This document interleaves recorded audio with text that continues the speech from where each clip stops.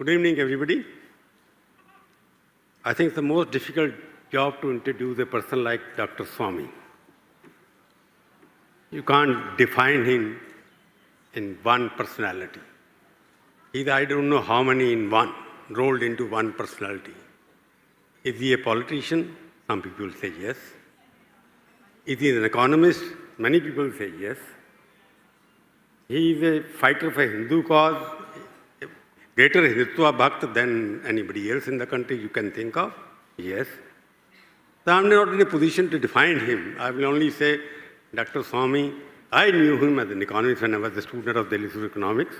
He also came, but he was not from the right side of the political ideology at that time. So he couldn't sustain his economics and academics in Delhi University and IIT later on Delhi, and he was asked to go. He came back with an honor. He got the money also back. That is one thing happened because he got the entire money back. Encounter with him, if you talk to him, he gets very angry sometimes because he's a liberal at heart, but very, very dictatorial when it comes to criticizing him. Are you? If you say something which is factually incorrect, sometimes we commit mistakes. Yes, we do as a journalist. We do commit mistakes, but he doesn't spare you. Even an apology will not satisfy him. He will go after you. And he will not also spare his political friends. For example, he was one of the most solid admirer of Jayalalitha, but also pulled her down. He was also a political admirer of Sangh BJP, but he pulled the BJP government down. He came during the emergency in the parliament. Police was after him. They couldn't find him. He came to the parliament and ran away from there, and they couldn't find him. So having Dr. Swamy around you could be a fascinating experience. But if you rub him on the wrong side, you had it. You won't be spared at all. And as of now, it seems, he is the only person who's fighting for the right Hindutva cause. He's a Ram Bhakt. Of course, I wouldn't take the caste because caste is big. He's a Brahmin, of course, but he's fighting for the cause for my consistency is the only thing which I know about him. He's very consistent what he's been doing for the past 40, 50 years. I know about him. He didn't like Mr. Vajpayee, is it correct? Because of different reasons. But he still likes the Sangh Parivar. He was one of the most favorite persons of Mr. Modi, because he was opposed nomination to Rajya Sabha from within the party by powerful leaders, because they thought he was very independent. He would outshine many of the economists, so-called economists in the party, which he thought. He was supposed to become the minister, which was denied to him. But ultimately, he became Rajya Sabha nominated member. And I met Prime Minister Modi after that when he was nominated. He says, हाँ मैंने बना दिया, बहुत लोगों ने oppose किया इन्होंने मेरे को, परंतु मेरा डिसीजन ठीक है या गलत है मेरे को पता नहीं है। बना तो दिया है मैंने, बहुत लोगों ने मना किया, बहुत लोगों ने टांग अड़ाई है मेरी, परंतु इसके बाद बना दिया या मेरा डिसीजन ठीक है या गलत है। मैंने कहा एक मामले में अगर आप ये एक्सपेक्ट करते हैं कि वो बिल्कुल वो ही करेंगे जो आप कहेंगे, तो आपका डिसीजन बहुत गलत हुआ है। So ultimately, he was proved right. He was wrong because he expected Dr. Swamy to do what others are doing today. He did not do it. He remained independent. He criticized him, but he supports the ideology and administration and the hard stand Modi has taken on various issues. So I would leave it here. When I called him to give an award here, he gladly accepted it. I thought he is the right person to be here at the moment. Because normally, we have been inviting female chief ministers and everybody else for giving away the award. But since Kolkata is the city of joy, and Kolkata is a place where women is the chief minister, she is the CEO, and she is fighting everywhere. So I thought, let's call Swamy and let's talk about a little bit of Hindutva, what he thinks, what women can contribute in the promotion of Indian heritage. I won't call the Hindutva. जो India का heritage है, culture है, how it is going to be promoted, how we should be doing it, and how he has been fighting for it, I think he is the better person to talk about it, what women can contribute to the revival of Indian ancient culture. That is what I thought we will call and give away the award. Thank you, Dr. Swamy, for accepting my invitation. Thank you very much, Prabhu Chawla. I've known him for a very long time, and generally I don't trust journalists, but I made an exception in his case. And of course, Madame Bamzai, she is not questioning me today, so I am quite relaxed. I'm on a topic which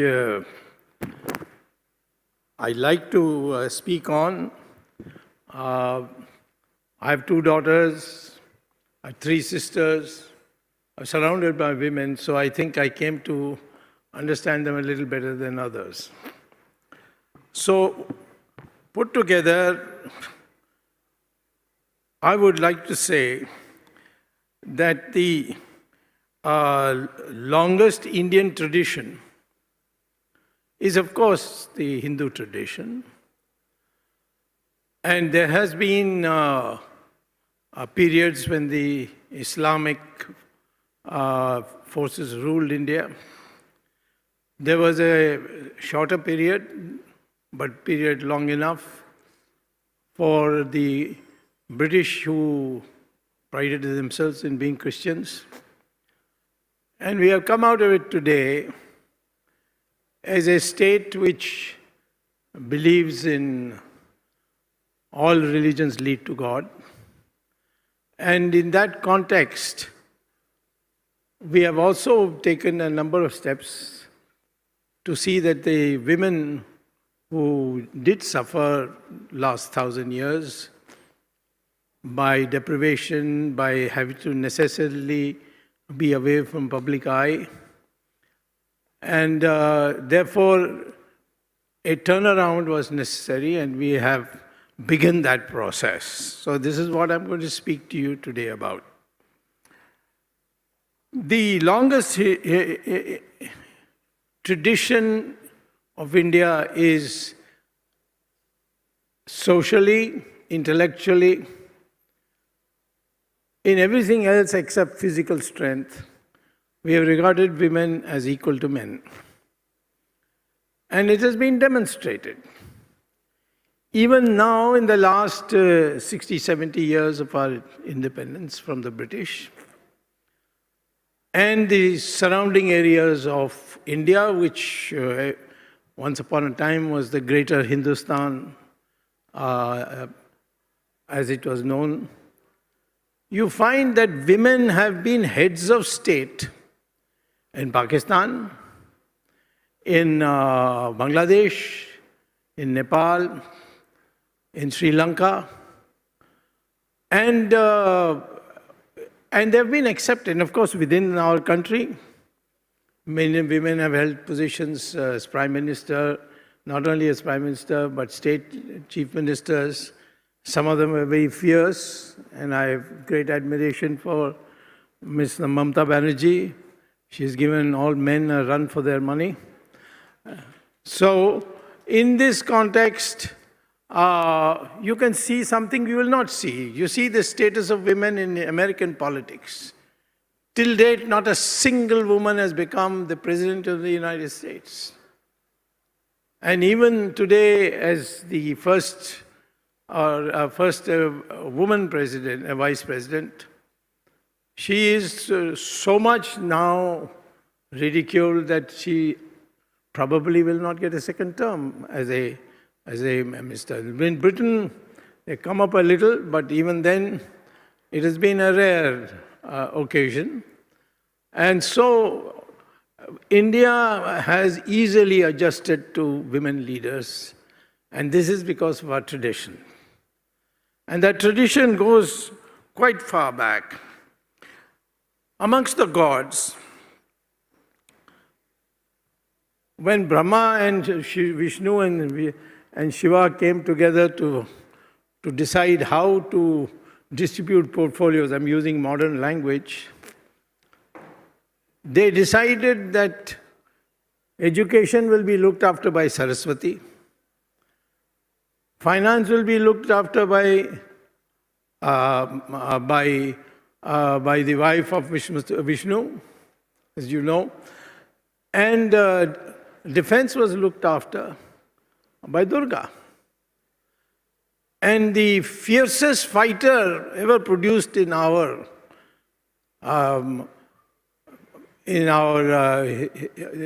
theology is Kali.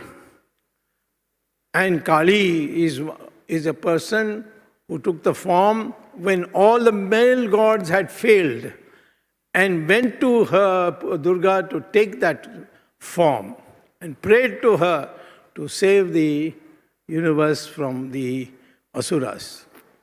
So here is an example which you will not find in any other cultural religion, where women have been called to wage war. And not only that, if you look at our history, it's not only Rani Jhansi, but also Ahilya Bai, also in Karnataka,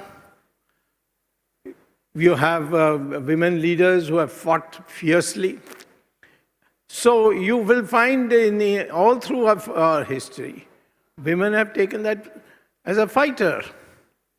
Women have participated when men were not available.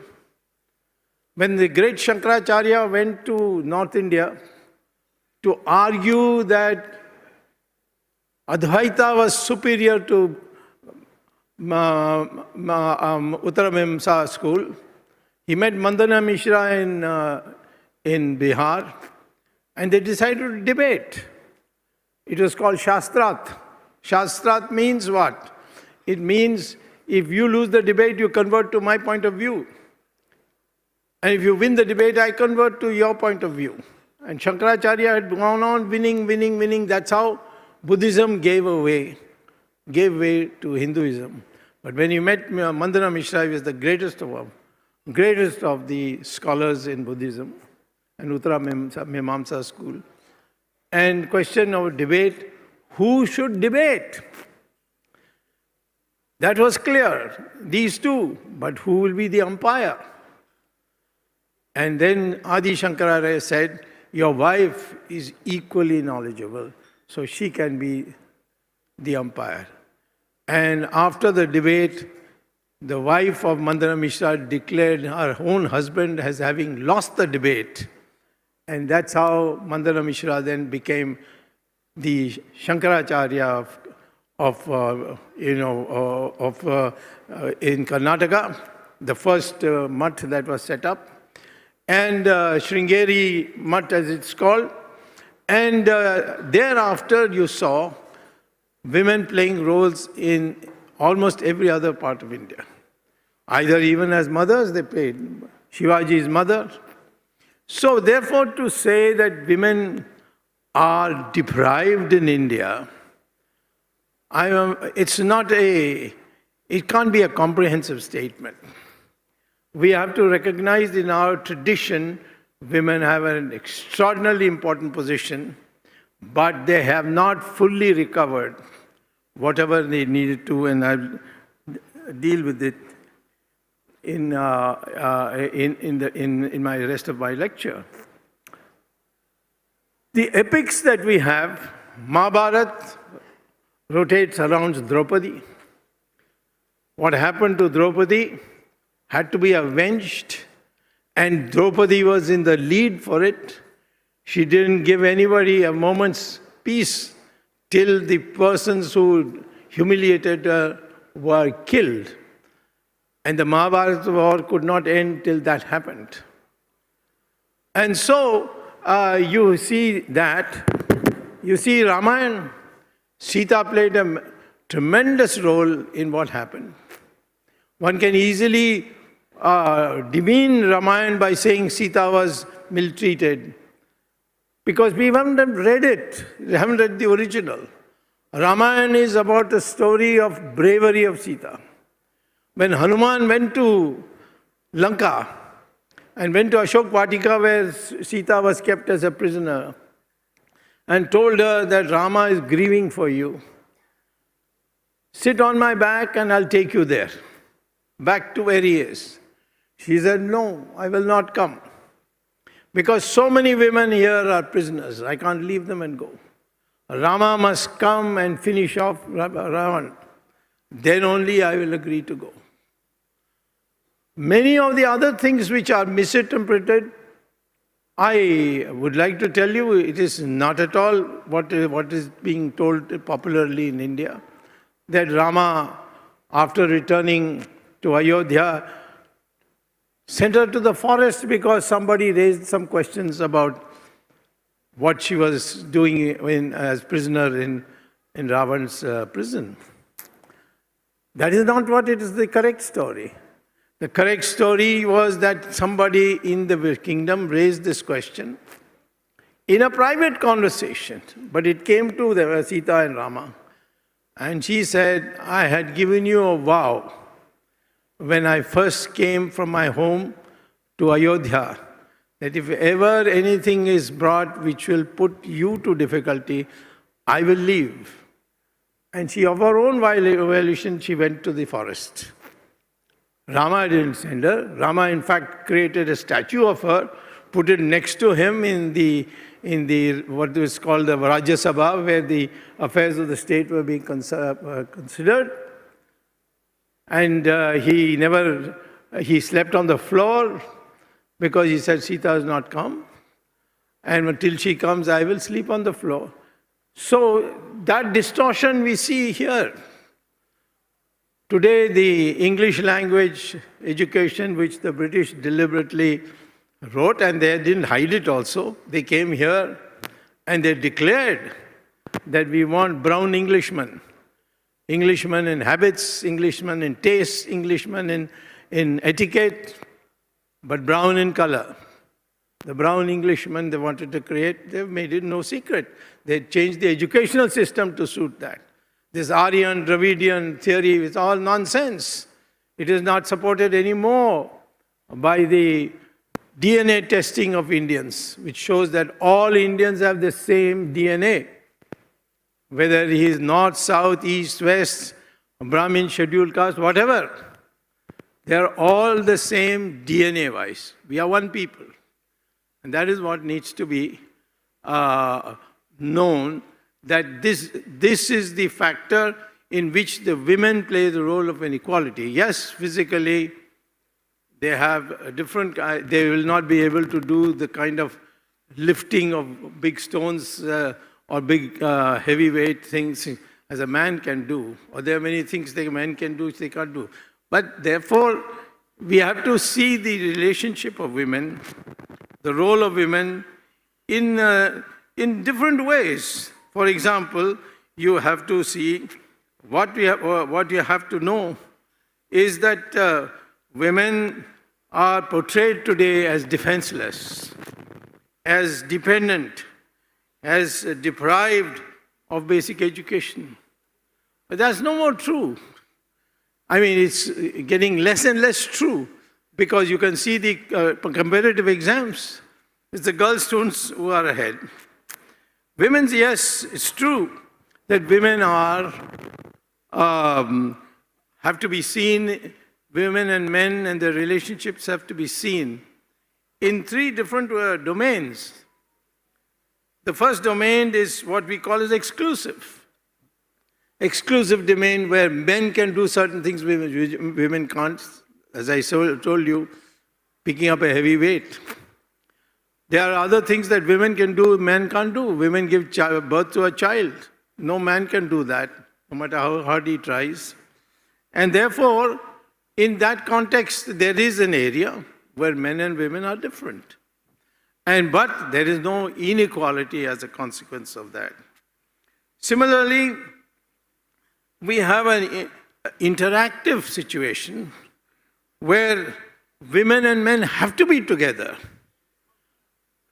in prayers, in marriages, in issues where the family meets to consider some actions which have to be taken. Men and women equally decide. And they decide on the basis of their strength. When Kaikeyi insisted on Rama going away, Dasharatha could have told her, if the popular popular things were there that any king could divorce his wife and send her away. But he didn't. He had to obey. And he had to do something which he never wanted to do, which is to send Ram on to the forest. And he did it because he had extracted a promise at a time when he was fighting a war. And she stood by him and saved him from death. So here is a case where the interactive role of women in India was very well defined in the ancient days.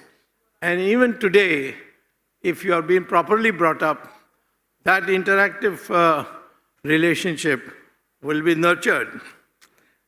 Again, I would say there is a competitive angle where women and men compete. In that, in terms of factual situations, you go to the ISRO, you will see women in as large a number as men in rocket science, in doctors, in teachers. The only area in which women today are disadvantaged is in the area of the economy, where they are paid less. They have harder working conditions in terms of when they can be sent home and when she can be terminated and so on.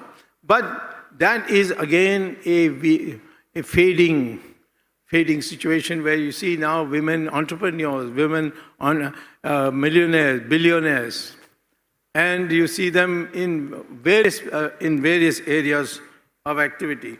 So therefore, in the comparative angle, you see women competing with men at every stage. And in politics, I hardly need to tell Bengalis or people in Bengal what competition means and how in the last election, under very, very difficult circumstances, Mamata Banerjee came here back to power and won a victory. So I would say that we need a new perspective. This women that people talk should be narrowed down to the only part where I think women essentially, there are two parts where women are disadvantaged. One is in the economic sphere, where it shouldn't be a situation where women have no economic support if the man were to leave her, or the man was used to discriminate against her or be harsh on her. And nor should her work should be disproportionately low compared to what efforts they put in. So this is an area where we need to work now to see men and women are brought into equal, and today's function is an example that we are taking some giant steps towards that by what we have seen as to what women have been capable in the sample that exists here. I would say there is one area where women are distressed in our country, and that is at the level of being humiliated, raped, murdered, and so on that you see in vast parts of India. It's not only in India, but it's in all many places of the world, but that's no satisfaction for us. This must end. And this can only end, in my opinion, if women are also taught the martial arts, which is like karate. By the way, karate didn't come to us from Japan. It originally was taken from India to China by a monk in Tamil Nadu called Bodhidharma. And he set up an ashram in China, which can be seen even today in Shaolin in China. And then he propagated, because he was a Buddhist, he propagated ahimsa. And he said, you can fight a war without necessarily killing anybody. And he demonstrated what the Chinese called, what we used to call as kalari pattu. The Chinese called it as wushu, which means defense in war. And that, read in Japanese using Chinese characters, is karate. And that karate has come back to India, and everybody is saying that we are learning karate from Japan. So this is something where women need to be, as made a part of its school and college curriculum, where women are taught self-defense, and the self-defense where they can create an atmosphere, a position where nobody can get away, humiliating them no matter what numbers they come. The second thing is, I would say, that women, as men do, need to, but women especially, must know the law of the land. Teaching law to women is an extremely important thing. I've seen women who have studied law and got a law degree. They have come and become much stronger people, more confident, more able to move in society because they know the law. And law is now increasingly the weapon of modern civilization. Where you know the law, then you don't have to depend on anybody, and certainly not lawyers, because you are a lawyer yourself, or at least trained to be one. And that is an education that must be imparted. And this is something which women can easily do. It doesn't require going away very far away. It doesn't require lifting heavy things. So I would recommend that women as a group should take it upon themselves to learn that. So karate, law, these two will empower women to meet at the physical level the kind of atrocities you meet today. To expect that the state would be able to do it, up to a point, yes. But to make the state do something, you must know the methodology by which you can make the state do what you think is done for justice. So it is in that context, I think that today, when we see women gather, like we have gathered here today, and show their excellence, I think we must also see that women not only do it in physics, mathematics, in arts, in running companies, and so on, but also demonstrate their ability to defend themselves.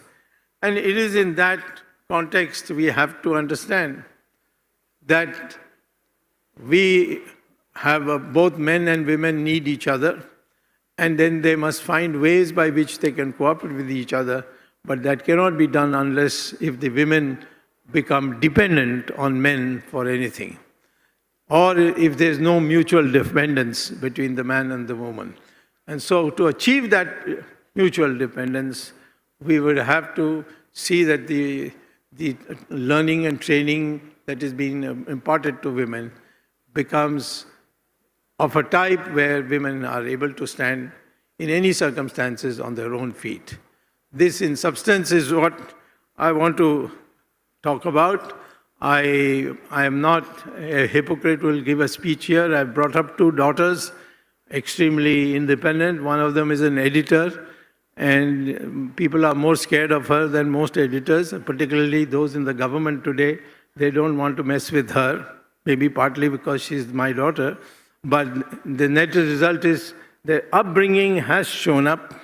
Same thing with my other daughter, who is now become a lawyer, and also she has education in business administration in a very prominent school in the United States. And so I see this experiment is easy to do. And parents must dedicate themselves to be as happy when girl children are born as male children are born. And in that, we will begin the process of equality for women. Thank you very much. This is what I want to say.